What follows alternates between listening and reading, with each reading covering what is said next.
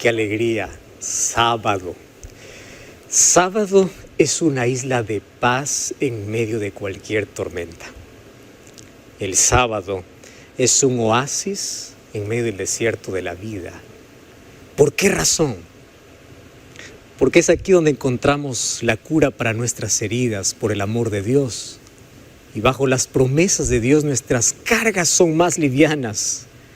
Renovamos nuestra esperanza, fortalecemos nuestra fe, encontramos el verdadero descanso en Cristo. Y es por eso que cada sábado para nosotros es un adelanto de la eternidad. El sábado, sin duda, es un día de deleite en la presencia de Dios. ¿Está disfrutando de este día? Feliz sábado. Y estamos aquí listos para poder abrir la palabra de Dios, porque ella nos presenta siempre promesas lindas para todo tiempo. Y es a través de la palabra de Dios que fortalecemos nuestra fe. Y vamos a pedir que el Espíritu Santo pueda hablar a nuestro corazón. Por eso yo te pido que donde tú estás, podamos juntos orar. Querido Dios, gracias por este maravilloso día. Estamos listos para ser alimentados por tu poder, mediante tu palabra. Que la dulzura de tu gracia pueda quitar cualquier amargura de espíritu. Nuestra voluntad queremos someterla a tu voluntad expresada por medio de tu palabra. Y hoy queremos escuchar tu voz de manera nítida hablando para nuestro corazón. Abrázanos con tus promesas. Renueva nuestro espíritu. Renueva nuestra esperanza. Y hoy podamos ser abrazados por ti mediante tu palabra. En el nombre de Jesús. Amén. Yo te invito para que puedas abrir la Biblia en el libro de Apocalipsis capítulo 3 versículo 21. Dice así la palabra de Dios: al que venciere, le daré que se siente conmigo en mi trono, así como yo he vencido y me he sentado con mi Padre en su trono. Yo quiero invitarte a que tú puedas tomar la Biblia y vamos a leer juntos. ¿Está bien? ¿Qué cosa dice el texto? Al que venciere, le daré que se siente conmigo en mi trono. Todos soñamos con el regreso de Jesús y todos soñamos con una eternidad al lado de Jesús. Y en Apocalipsis yo encuentro por lo menos 7 promesas que son dadas para el vencedor. Solo que la 7ª promesa es especial porque incluye también las 6 anteriores. Mas la promesa tiene una condición. ¿Quieres estar en el trono? Tienes que vencer. No hay victoria sin pelea. No hay trono sin victoria. No hay corona sin batalla, como diría Pablo. Pero ¿vencer qué? Si somos tan débiles en la vida, si caemos fácilmente, ¿qué cosa es lo que tenemos que vencer para poder estar en el trono y vivir al lado de Jesús por siempre? Hace algunos días, yo recibí un mensaje a mi red social en Instagram de un joven que de una manera desesperada me escribía así: pastor, acabo de caer otra vez. Me siento esclavo. Cada vez que prometo no volver a caer es donde más caigo y cada vez estoy más hundido. Lucho contra un pecado que me vence. No merezco el cielo. Estoy perdido. Ayúdeme. Los seres humanos pensamos que al cielo llegamos por méritos. Por eso es que cuando nos embarramos en la sociedad del pecado, pensamos que ya no merecemos nada y olvidamos que llegamos al cielo por la gracia de Dios. Y cada vez que el ser humano cae en pecado, el ser humano o Satanás allí aplaude diciendo una derrota más. Y allí aparece él para decirte: tú no mereces, nunca vas a llegar. Pero es allí donde recuerdo las palabras de Jesús cuando dice: bienaventurados los que lloran. ¿Lloran por qué? Al ver su condición. Felices aquellos porque van a recibir consolación, aquellos que miran su condición y no están conformes con lo que son. Necesitan un cambio, piden ayuda. Qué irónico. Tú sabes que mientras hay miles de personas que se sienten perdidos, hay otros miles de personas que se sienten acostumbrados y acomodados con el pecado. Hace algún tiempo yo recibí un mensaje, estuve allí conversando con una persona que me dice: pastor, ¿usted cree que por un pecado tan pequeño yo me pueda perder? Es lo único que no puedo dejar, pero es tan chiquitito. Los seres humanos hemos aprendido incluso a categorizar y decir: este es pecado más grande que me impide heredar la vida eterna, y este es un pecado más pequeño que yo puedo acariciarlo. Y quiero decirte una cosa: todo pecado te aparta de Dios. Y lo que hace el pecado es que en nuestro corazón crea una insensibilidad. Incluso hace perder la necesidad de un Dios. Por eso es que aquel que no se siente pecador no necesita de un Salvador. Y aquí no estoy hablando de categorías, ni de pecado grande, ni de pecado pequeño. Todo pecado produce eso en cada persona: insensibilidad. Por eso es que hay personas que ya no se sienten más pecadores. Mientras que algunos sufren y lloran por su condición, hay otras personas que se sienten felices diciendo: yo no peco porque yo no robo, yo no mato, yo no adultero, yo no hago lo que el otro hace. Y se colocan incluso de jueces porque piensan que pecado es una lista de hacer cosas. Por eso es que aquel que comete un pecado dice: soy pecador.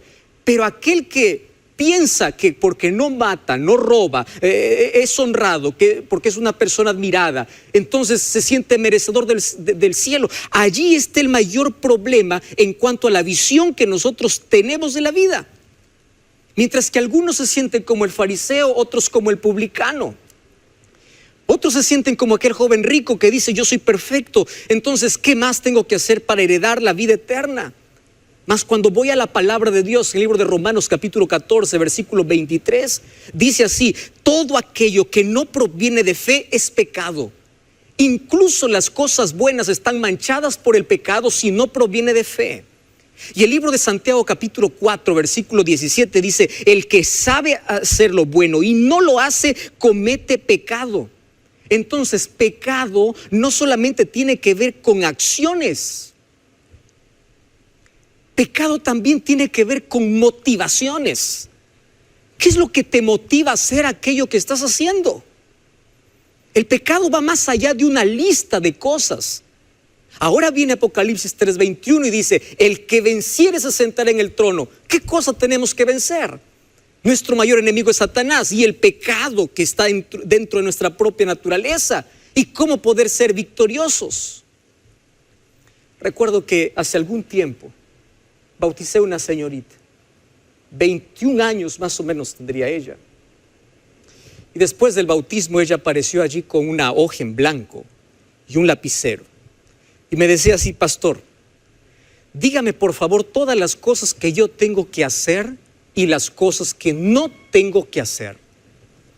Porque hay muchas personas que piensan que ser cristiano es caminar con una lista por la vida, diciendo: esto es pecado y esto no es pecado, en lugar de preocuparse por ser más semejantes a Jesús. Piensan que vida cristiana consiste en hacer. Y ahí está nuestro problema en cuanto a la concepción, a la visión que tenemos de pecado. Mientras yo leía aquel mensaje de aquel joven, quedaron grabadas las últimas palabras: estoy perdido, estoy perdido. ¿Cómo poder ayudar a una persona así cuando todos alguna vez nos sentimos perdidos? ¿Cómo poder ayudar? Entonces, para ello yo quiero comenzar a definir aquí qué cosa es aquello que realmente nos saca del cielo. El libro de Juan capítulo 16, versículo 8 y versículo 9, cuando Jesús hace la promesa de la venida del Espíritu Santo, dice así: cuando Él venga, convencerá al mundo de pecado. Y la pregunta es: ¿qué cosa es pecado? Escucha bien la definición que da Jesús mismo. Dice el versículo 9: de pecado por cuanto no creen en mí. Entonces, si no creen en mí, no tienen un relacionamiento conmigo, no se aproximan a mí. Para Jesús, pecado no es una lista de cosas de hacer o no hacer. Pecado es aquel que no se relaciona con Jesús. Pecado significa independencia de Dios. Pecado es separación de Dios. Las acciones de pecado son el resultado de una vida lejos de Dios. A veces nosotros peleamos con los frutos en lugar de ir a la raíz del problema. Y la raíz del pecado es que nosotros estamos acostumbrados a vivir pensando de que podemos hacer solo las cosas sin Dios, a vivir separados de Dios. ¿Y qué cosa es lo que nos lleva a vivir lejos de Dios? Hay una sola palabra que es contraria a la palabra dependencia de Dios, y es la palabra autosuficiencia. Autosuficiencia es creer que nosotros somos capaces de luchar y vencer solos en la vida, de pelear con el mismo Satanás y vencer con nuestra propia sabiduría y capacidad. Autosuficiencia es despertar por la mañana y correr para el trabajo sin pasar un momento con Dios. Y aun cuando mi día esté lleno de cosas buenas, al momento de estar separado con Dios, yo estoy viviendo en pecado, porque pecado va más allá de acciones. Pecado es una vida independiente de Dios. Y la independencia de Dios, la separación de Dios, es lo que me separa del trono, del cielo, de la eternidad. Escúchame bien lo que te voy a decir ahora. De nada sirve una vida casi perfecta cuando no tienes una relación con Dios. Hay muchas personas que tienen una religión basada en la conducta, en lugar de una religión basada en una relación con Dios. Y hay personas preocupadas por lo que hacen y no hacen, cuando eso tiene que ser el resultado de nuestra comunión constante con Dios, de nuestro relacionamiento próximo con Dios. Dios no busca personas para llenar una iglesia. Dios busca personas para llenar el cielo. Y el cielo estará lleno de personas que se relacionan con Dios. Es eso lo que nos abre las puertas del cielo. Por eso Jesús dijo en el libro de Juan capítulo 15, todo el capítulo, por el versículo 5 dice así: sin mí nada podréis hacer. Repite conmigo: nada. Otra vez: nada. ¿Tú estás entendiendo lo que Jesús está diciendo? ¿Qué cosa es nada? Nada. Si hay dos palabras que en nuestro vocabulario, en nuestro español, tienen una definición de completo, es la palabra nada y la palabra todo. Si yo te pregunto, ¿qué cosa es nada? La respuesta es nada. ¿Qué cosa es todo? La respuesta es todo, totalidad. Entonces, hagas lo que hagas en la vida, si no tienes a Cristo, no tienes nada. Puedes hacer buenas acciones, buenas cosas, puedes hacer lo mejor, puedes ser una persona moralista, puedes ser una persona correcta, una persona admirada, puedes ser un líder, puedes tener una función, puedes tener una responsabilidad, pero sin Cristo eres nada y nada puedes hacer. Hasta aquí el asunto se nos complica, porque si para ir al trono hay que ser vencedores, ¿cómo entonces podemos tener esa victoria? Y allí viene la respuesta. El apóstol Pablo, un hombre que luchaba también consigo mismo y con su propia naturaleza, en el libro de Romanos capítulo 8, versículo 37, es un verso tan corto y tan precioso. Dice así: antes en todas estas cosas somos más que vencedores por medio de aquel que nos amó. Escúchame, Rodrigo, Julia, Demetrio, Elena, Viviana, Rosa, Juan. La victoria en la vida no es por tu capacidad, por tu riqueza, por tus obras. La victoria en la vida se debe a tu dependencia con Dios. Y dice: en Cristo somos más que vencedores. No es en los títulos colgados en la pared. No es en el dinero que tienes en el bolsillo. La victoria que tú tienes en la vida Tiene un solo nombre: dependencia de Dios, relacionamiento con Dios, proximidad con Dios. ¿Quién es un vencedor? Aquel que deja todas sus excusas para poder estar cerca de Dios. Aquel que abandona una vida separada de Dios. ¿Sabes qué cosa es lo que me gusta del evangelio, del plan de salvación? Es que Jesús nunca me pide así: oh hijo, tú tienes que prometerme nunca fallarme, tú tienes que prometerme nunca pecar. No, Jesús llega para el pecador, para aquel que se siente derrotado, para aquel que lucha. Jesús llega para el débil y le dice así: vamos a tener un relacionamiento, aproxímate de mí, puedes estar más cerca de mí, porque yo te voy a dar la victoria. No es tu capacidad, soy yo quien te voy a dar la victoria. Lo que Dios te pide es una relación con Él. Por eso Juan capítulo 17 versículo 3 dice: esta es la vida eterna, y la vida eterna consiste ¿en qué? La vida eterna consiste en que conozcan a Dios y conozcan a Jesucristo. La palabra conocer significa un relacionamiento íntimo, un relacionamiento próximo con Dios. Y en la medida que tú te relacionas con Dios, tu vida cambia, tu temperamento cambia, tu carácter cambia. Mira Juan, un día vino a Jesús como hijo del trueno, impulsivo, terrible. Mas él comenzó a caminar con Jesús y luego comienza a escribir las cartas diciendo: hijitos míos, ¿quién iba a creer que un Juan, que antes era impulsivo, ahora tenga tanto amor? Ese cambio lo hace Dios.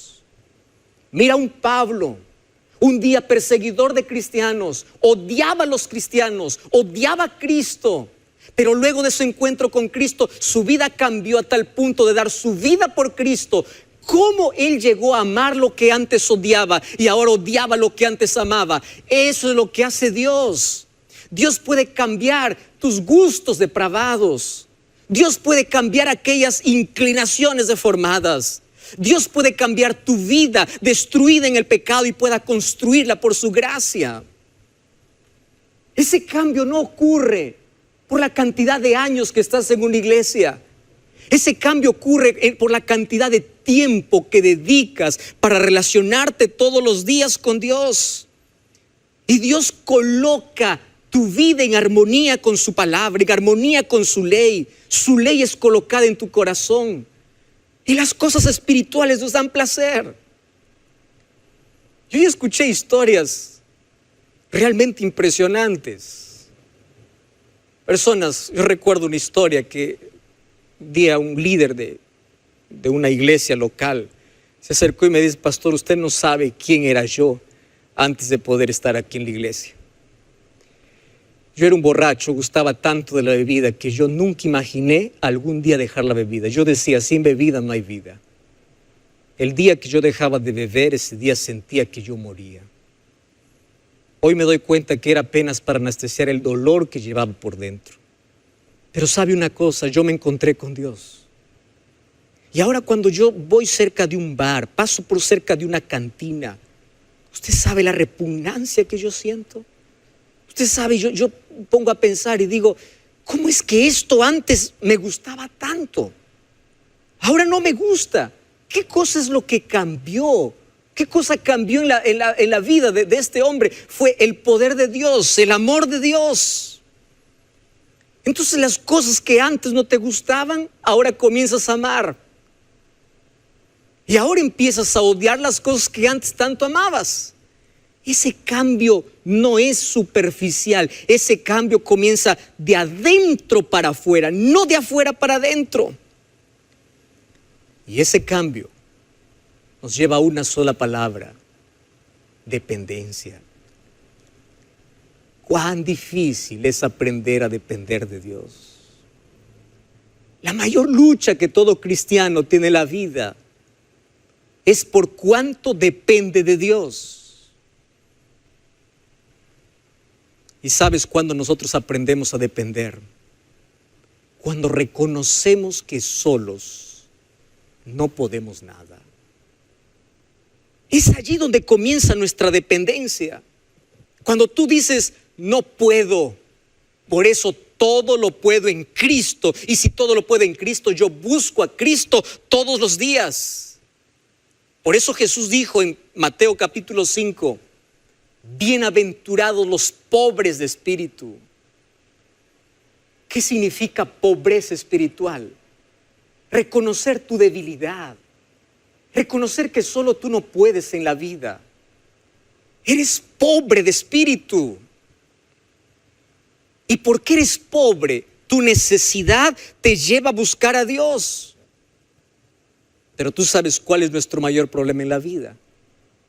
Es que nosotros creemos que somos ricos.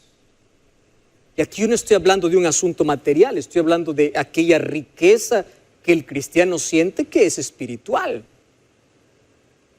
Yo soy rico, ese es el mayor problema. Cuando tú vas para el libro de Apocalipsis capítulo 3, antes de que Jesús diga, el que venciere se sentará conmigo en mi trono, ¿sabes lo que dice el versículo 15? Versículo 15 dice, yo te conozco, no eres ni frío ni caliente, ojalá fueses frío o caliente, por cuanto eres tibio y no frío ni caliente, te vomitaré de mi boca.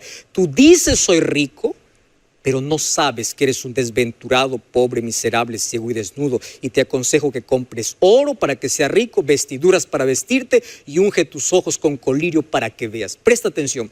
El problema de nuestra independencia de Dios es que nosotros creemos que podemos solos hacer en la vida. Creemos que tenemos la riqueza necesaria porque tenemos una visión tan corta de nuestra realidad. Creemos una cosa, pero somos otra cosa. Ojalá fueses frío, dice Jesús. Es interesante, la palabra frío en el griego es sujros, que significa ojalá fueses como el viento helado. Y la palabra caliente es la palabra cestos, que significa ojalá fueses hirviente. De ahí viene la palabra ferviente. Entonces, como tú no eres ni frío ni caliente, ¿qué cosa eres? Indiferente. Eres indiferente.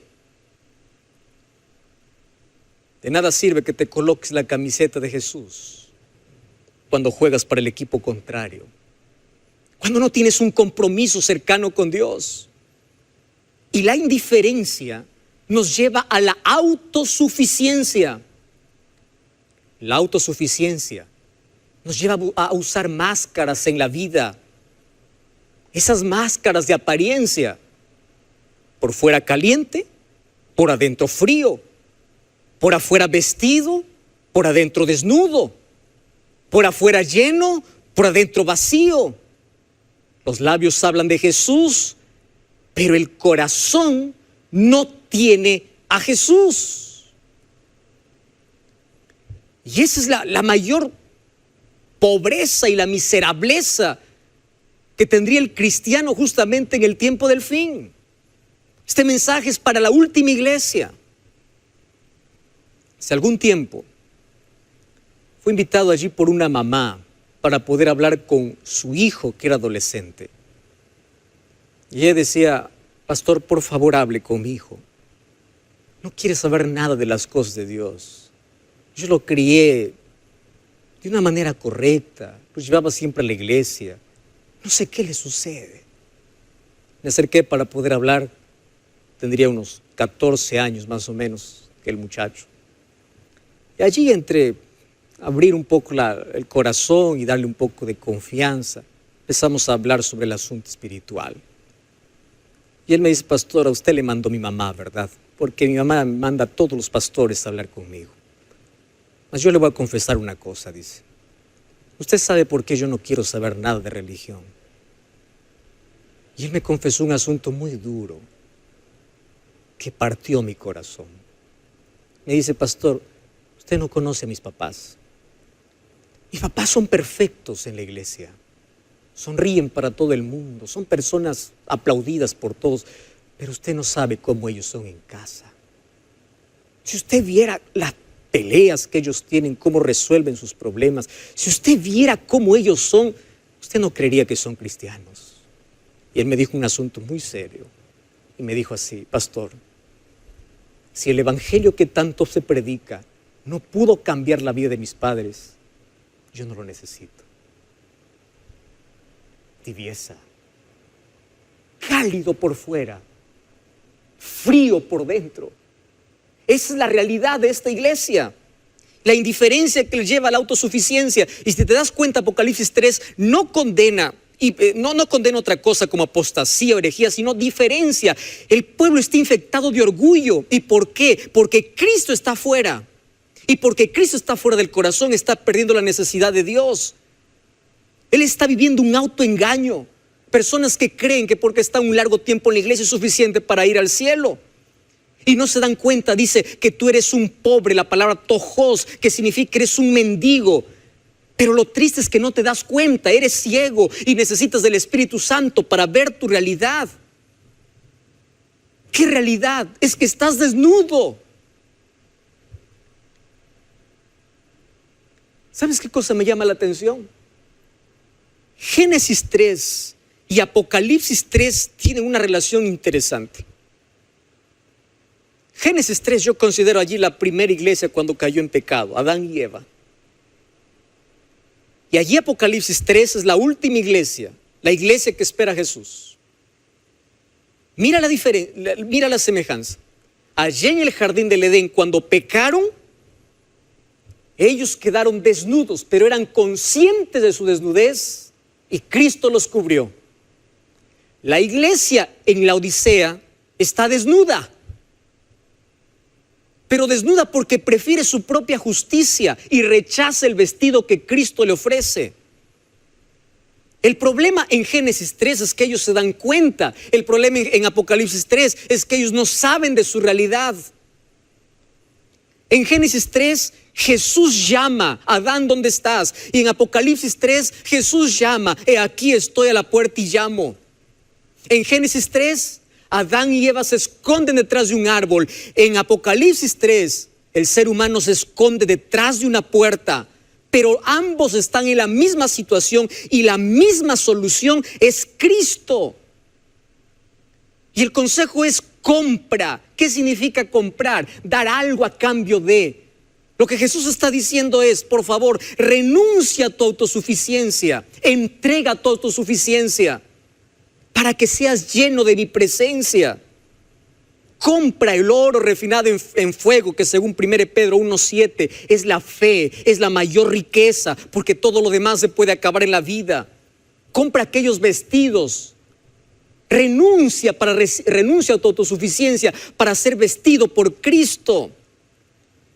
Porque el mismo Dios que llamó en Génesis 3 es el mismo que llama en Apocalipsis 3. Solo que el ser humano sigue escondiéndose. Lo que me llama la atención es que es Dios quien busca, el ser humano quien se esconde. Es Dios quien llama y es el ser humano que no responde. Ambos están en la misma situación y la solución es Cristo. Y Jesús dice: déjame entrar en tu vida. Voy a decirte un asunto tan importante ahora. Si hoy no tienes en tu corazón un lugar para Jesús, tampoco tendrás un lugar en el cielo. Si en el trono de tu corazón hoy no está Jesús, tampoco tendrás un lugar en el trono celestial. Pero esto no es tan fácil. ¿Por qué no es tan fácil? Porque no hay trono sin victoria y no hay victoria sin pelea. No es tan fácil abrir el corazón. No es tan fácil depender de Dios. No es tan fácil experimentar la victoria que aquí nos pide en Apocalipsis capítulo 3, versículo 21. Es una lucha. Dime si no es una lucha abrir el corazón todos los días. Cuando te levantas, correr a la presencia de Dios, abrir la Biblia. Hay muchos que cuando abren la Biblia lo abren como turistas. Van de pasada, visitan y se van. Mientras que otros cuando abren la Biblia lo hacen como exploradores. Un explorador es el que profundiza, el que se queda. ¿Cuál es tu actitud? No es tan fácil abrir la puerta del corazón orando todos los días a Dios. No es tan fácil. Con una agenda tan llena, incluso haciendo cosas buenas en la vida, pero separado de Dios. Porque es más fácil hacer cosas para Dios que depender de Dios. Satanás no tiembla cuando te ve y tú dices que eres cristiano. Satanás tiembla cuando tú estás de rodillas delante de la presencia de alguien que siempre le venció. Cuando te escondes en Jesús. Me gusta mucho este texto. Las mayores victorias del cristiano no se ganan con talento, educación, riqueza o favor de los hombres. Las mayores victorias de la vida son alcanzadas en la cámara de audiencia con Dios. Escúchame una cosa. Una religión sin relación es vacía. Una persona llena de autosuficiencia está vacía de la presencia de Dios. Yo contesté a ese muchacho que me escribió. Y la respuesta fue esta. Santiago 4:7 dice: someteos a Dios, resistid al diablo y él huirá de vosotros. La única manera es someternos. Si luchas con el pecado, vas a salir derrotado. Si luchas por depender de Dios, Él te dará la victoria. Esfuérzate y sé valiente para buscar a Dios. Lucha para que cuando abras los ojos, abras tu corazón a Dios. Vacía tu autosuficiencia para ser lleno de su presencia. No coloques curitas donde hay que tratar el cáncer. Depende de Dios. Apocalipsis 3:21 dice: el que venciere se sentará